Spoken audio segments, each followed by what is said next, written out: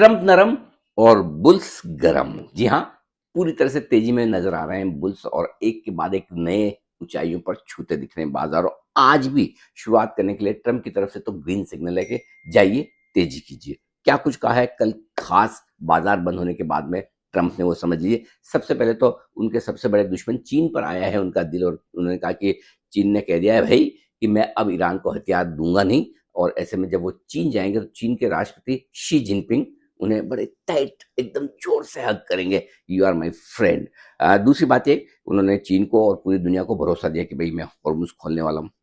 तीसरी बात एक और कही कि भाई सीज फायर की और बढ़ाने की जरूरत ही नहीं पड़ेगी जो 2 हफ्ते का है। क्यों? क्योंकि हम डील कर लेंगे ईरान के साथ। ईरान डील करना चाहता है और अगले 2 दिनों में कुछ अद्भुत होने वाला है, ये कहना है ट्रंप का। अब अद्भुत क्या होगा? डील साइन हो जाएगी, इससे ज्यादा क्या होने वाला है, यही होगा। और यही सारी चीजें हैं जो बाजार को बड़ी पॉजिटिव नजर आ रही है, बदले बदले से नजर आ रहे हैं ट्रंप। और एक अच्छी बात यह कि जब से युद्ध विराम की घोषणा हुई तब से किसी भी तरफ से, चाहे वो ईरान हो, इसराइल हो या अमेरिका हो, लेबनान हो, हिजबुल्ला, किसी की तरफ से कोई एक भी हमला नहीं हुआ है। और ये सबसे बड़ी कंफर्ट और राहत की बात है। तो कुल मिलाकर ये कि नरम पड़े ट्रंप बाजार को गर्म करने की कोशिश कर रहे हैं और आज भी सेंचुरी मारकर खुलता हुआ दिख रहा है गिफ्ट निफ्टी।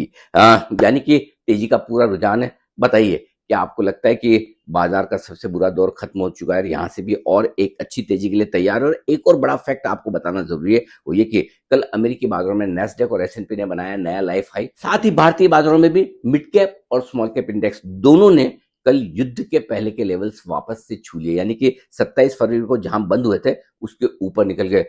इन दोनों इंडेक्स के लिए तो हो गई युद्ध खत्म। अब निफ्टी और बैंक निफ्टी की बारी है। जल्दी वहां पर भी प्री वॉर लेवल जरूर देखने को मिलेंगे। क्या है आपका विचार? क्या बाजारों की ये तेजी और जारी रहेगी? और आपके क्या है टारगेट इस तेजी के? जल्दी से लिख भेजिए।